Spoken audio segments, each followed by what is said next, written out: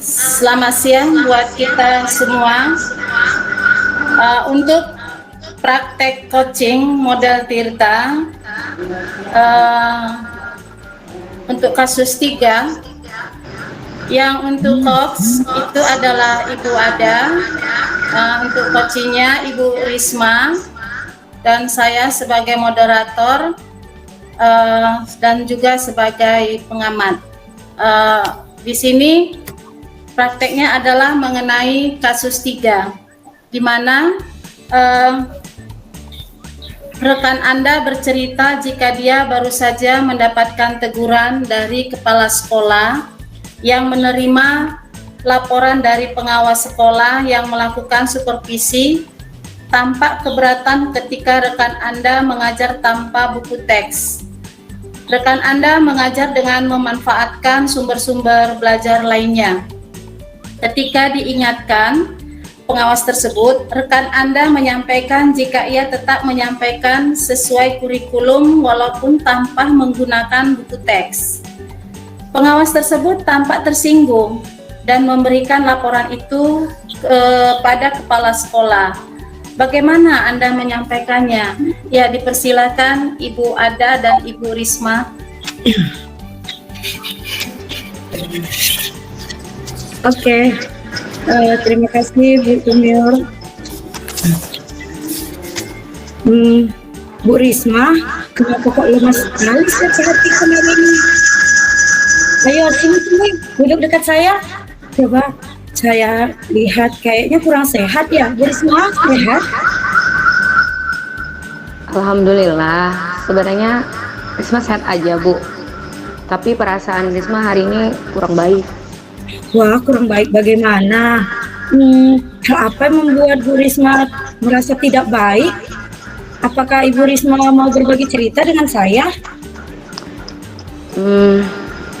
Saya mau cerita sama Ibu. Boleh curhat Bu? Wah, senang sekali. Saya siap kok menjadi pendengar Bu Risma. Apa yang menjadi keluh kesah Bu Risma ya? Dan apa yang ingin Ibu curhatkan pada saya? Saya ada masalah. Jadi begini, tadi saya dari ruang kepala sekolah, saya mendapat teguran karena dari hasil supervisi kemarin ada permasalahan dengan saya. Saya ingin segera tugas-tugas saya ini selesai agar hati saya tidak cemas lagi, Bu. Selain itu, kira-kira ada apa lagi ya, Bu? Kayaknya bukan itu saja saya lihat dari forum wajah Ibu tuh. Ada lagi nggak ya yang mau diceritakan sama saya? Begini, Bu. Saya ingin memperbaiki permasalahan saya tentang supervisi dengan pengawas kemarin. Kata Bapak Kepala Sekolah, Bapak pengawas tersinggung dengan saya. Tersinggung? Bagaimana ceritanya? Kok Bu Risma sampai membuat tersinggung seperti itu loh? Begini Bu, saya kan Ibu tahu saya ngajar pelajaran matematika. Ya. Jadi ketika supervisi kemarin, saya itu membawa materi pelajaran pengukuran. Jadi saya menggunakan alat media video dan alat peragam pengukuran, baik itu pengukuran berat, pengukuran panjang untuk ukuran panjang maupun neraca. Tapi memang saya tidak menggunakan buku teks, sehingga itu mendapat teguran langsung dari Bapak pengawas. Begitu Bu. Oh, keren loh itu Bu, menggunakan video pembelajaran, alat peraga. Bu Risma memang keren loh. Pembelajarannya kan langsung diterapkan ya? Iya Bu, tapi saya juga merasa sih saya melakukan pembelaan langsung di situ, karena saya berpikir pembelajaran mengenai pengukuran itu kalau hanya dihayalkan sama anak-anak dan dilihat dari buku, anak-anak tidak tahu Bu cara penggunaannya langsung. Begitu Bu. Loh kok bisa seperti itu ya? Iya Bu, menurut beliau, saya tidak menggunakan buku teks sebagai panduan saya selama proses pembelajaran, Bu. Oh, jadi beliau menginginkan ada buku teks di saat pembelajaran Ibu ya? Seperti itu ya, Bu? Iya, Bu. Ya, walaupun saya menggunakan video, di dalamnya itu sudah ada langkah-langkah pengerjaan, walaupun saya juga sudah menggunakan LKPD dan e-modul, tapi Bapak pengawas meminta saya tetap menggunakan buku teks. Seperti itu, Bu. Oh, coba lihat buku teksnya ya, Bu. LKPD-nya juga. Ini, Wah, Bu. kalau saya Iya. perhatikan LKPD-nya Bu Risma sudah sangat bagus ini. Terus Ibu bagaimana selanjutnya setelah mendapatkan teguran itu? Ya, saya berargumen sih. Saya juga sudah menginformasikan kepada Bapak pengawas bahwa saya sudah melengkapi dengan e-modul, sudah melengkapi dengan LKPD, berikut juga dengan video-video yang saya tampilkan ketika saya mengajar. Di dalamnya sudah ada tahapan-tahapan pembelajaran, Bu. Jadi pembelajaran itu lebih interaktif kepada siswa dan langsung menggunakan alat-alat peraga yang digunakan secara aktif.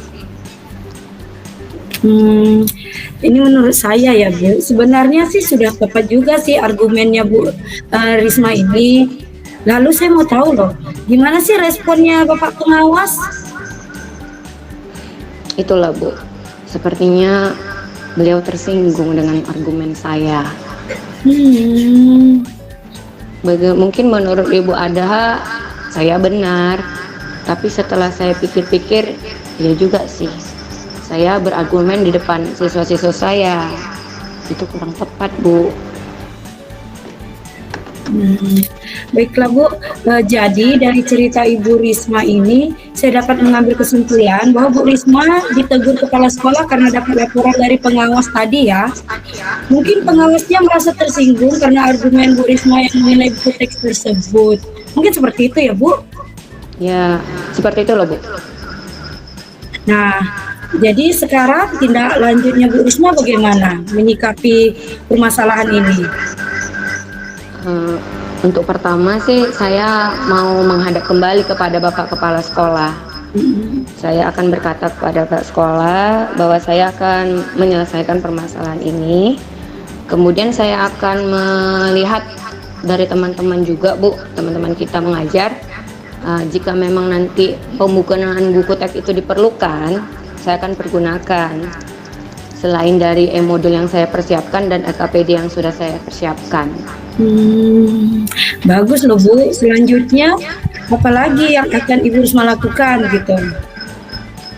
Nah, ini Bu, sepertinya saya harus ke rumah Bapak pengawas, Bu.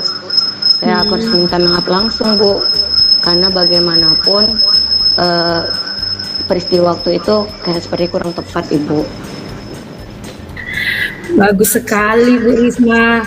Selanjutnya apa yang terjadi? Komitmen Ibu melakukan aksi nyata ini apa kira-kira tuh Bu? Komitmen saya merasa saya harus introspeksi diri, benar-benar introspeksi diri, harus belajar dari kesalahan yang telah jadi lalu itu, yang kemarin terjadi pada saya. Ini menjadi pelajaran untuk saya agar kedepannya saya tidak ditegur lagi, oleh baik itu dari pengawas maupun dari kepala sekolah. Seperti itu, Bu. Wah, bagus sekali komitmennya Bu. Nah, kan dalam waktu dekat ini Ibu akan mengunjungi ke rumahnya Bapak pengawas. Apa perlu saya nemenin Ibu?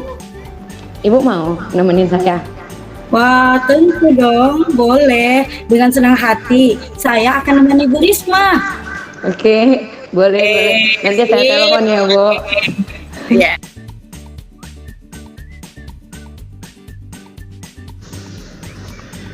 Tanggapan saya dari pengamat, untuk tujuan Koci ingin menyelesaikan, memperbaiki masalah dengan pengawas.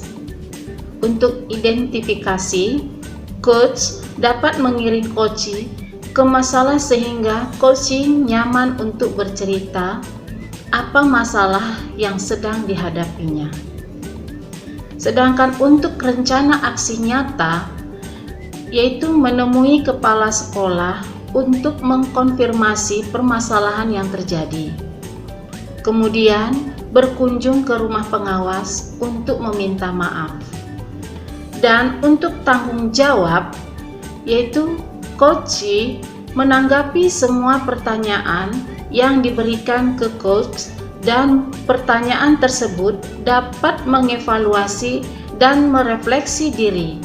Kemudian coach juga menawarkan diri untuk menemani coach untuk menemui kepala sekolah dan menemani ke rumah pengawas untuk meminta maaf. Demikianlah hasil dari pengamat.